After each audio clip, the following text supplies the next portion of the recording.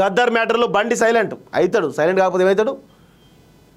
గద్దర్ విషయంలో సైలెంట్ కాకపోతే ఏమవుతాడు?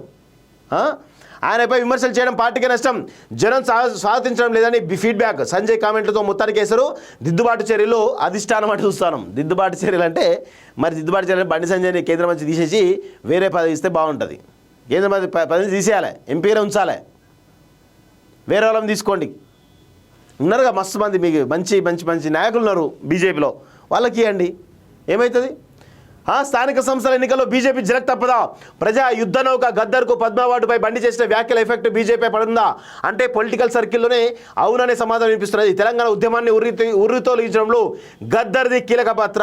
ఆయన కాలికి గజ్జె కట్టి గలాన్ని విప్పి ప్రజల్లో చైతన్యాన్ని నింపారు. దీంతో ఆయనను యావత్ తెలంగాణ హక్కున చేర్చుకున్నది. నేను ముందు నుంచి చెప్తాను, గద్దర్ అనేటోడు తెలంగాణ ఆత్మగౌరవ ప్రతీక, అందులో ఎలాంటి అతిశయోక్తి లేదు. దాంతో ఈరోజు బీజేపీకే నష్టం అని చెప్తాను, అదే జరుగుతూ ఉంది. తమలో ఒకటిగానే ప్రజలంతా గద్దర్ను భావించారు. కానీ ఇటీవల కేంద్ర హోంశాఖ సహాయ మంత్రి హోదాలో ఉన్నటువంటి బండి గద్దర్కు పద్మావార్డులు ఇవ్వబోమని చేసిన వ్యాఖ్యలపై తెలంగాణ సమాజం ఆగ్రహం వ్యక్తం చేసింది. అయితే ఈ వ్యాఖ్యల ఎఫెక్ట్ వల్ల పార్టీ భవిష్యత్తు ప్రశ్నార్థకంలో పడిందనేటువంటి చర్చ ఓ వర్గం నేతలు చర్చించుకున్నారు. బండి నోటి దురుసు వల్లే ఈ పరిస్థితి ఏర్పడిందని చెబుతున్నారు. సమర్థించుకునేటువంటి ప్రయత్నం విఫలం అంటూ చూస్తాం. కేంద్ర హోంశాఖ సహాయ మంత్రి బండి సంజయ్ గద్దర్కు ఎందుకు పద్మశ్రీ ఇవ్వాలని ఎలిజిబిలిటీ ఉన్న వ్యక్తుల పేర్లను రాష్ట్ర ప్రభుత్వం పంపించలేదని చెప్పడం తీవ్ర దుమారాన్ని రేపింది. గద్దర్ నక్సలైట్ అని, ఆయన తమ నేతలను ఎంతో మందిని చంపారని సంజయ్ చేసిన వ్యాఖ్యలపై రాజుకున్న రగడ ఇంకా కొనసాగుతూనే ఉంది. అయితే కేంద్ర హోంశాఖ సహాయ మంత్రి బండి సంజయ్ చేసిన వ్యాఖ్యలను సమర్థించాలని కాషాయ పార్టీ తీవ్ర ప్రయత్నాలు చేసింది.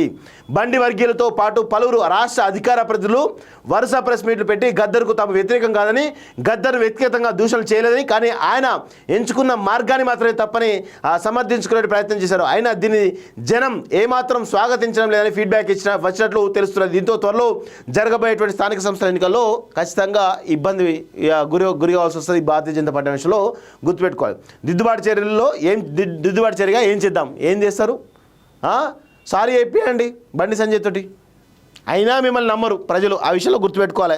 ప్రజలు అంత తెలంగాణ సమాజంలో, భారతదేశంలో అన్ని ప్రాంతాలు వేరు, తెలంగాణ వేరు. గుర్తుపెట్టుకోవాలి, తెలంగాణ అనేది చాలా ఈ ప్రపంచానికి ఉద్యమ పాఠాలు నేర్పినటువంటి ఘన చరిత్ర ఉన్నటువంటి గడ్డ ఇది. తెలంగాణ రైతాంగ సాయుధ పోరాటం నుంచి మొదలుకొని మలిదేశ తెలంగాణ ఉద్యమం కావచ్చు, ఈరోజు నక్సల్బరీ ఉద్యమం కావచ్చు, లేకపోతే మలిదేశ తెలంగాణ ఉద్యమం కావచ్చు, చాలా రకాల సామాజిక ఉద్యమాలు కావచ్చు, ఈ దేశానికి ఈ ప్రపంచానికి ఉద్యమ పాఠాలు నేర్పినటువంటి గడ్డ ఇది. చాలా అత్యధికమైనటువంటి చైతన్యవంతంగా ఉన్నటువంటి ప్రాంతం ఇది. అదందరూ కూడా గుర్తుపెట్టుకోవాలి. ఒక్కొక్క జిల్లాకు ఒక్కొక్క చారిత్రక నేపథ్యం ఉంటుంది, ఒక్కొక్క కల్చర్ ఉంటుంది. చాలా చాలా చాలా డిఫరెంట్ నేపథ్యం ఉన్నటువంటి చైతన్యం కలిగినటువంటి ప్రాంతం ఇది. ఇక్కడ ఈ ప్రాంతంని కించపరిచిన, ఈ ప్రాంతంలో ఉన్నట్టు మహనీయులను కించపరిచిన కానీ ఈ సమాజం ఊరుకోదు అనే విషయంలో ఇటు భారతీయ జనతా పార్టీ కానీ, కాంగ్రెస్ పార్టీ కానీ, ఇటు బీఆర్ఎస్ పార్టీ కానీ గుర్తుపెట్టుకోవాలి. బీఆర్ఎస్ పార్టీ ఈ బీఆర్ఎస్ పార్టీ కేసీఆర్ తానే తెలంగాణ దేశాన్ని చెప్పుకున్నటువంటి కేసీఆర్ను తరిమితే పోయి ఫామ్ హౌస్లో తాయి పంటా ఉన్నాడు, బయటికి లేస్తలేడు. ఆ విషయంలో మిగతా పార్టీలు కూడా గుర్తుపెట్టుకోవాలి.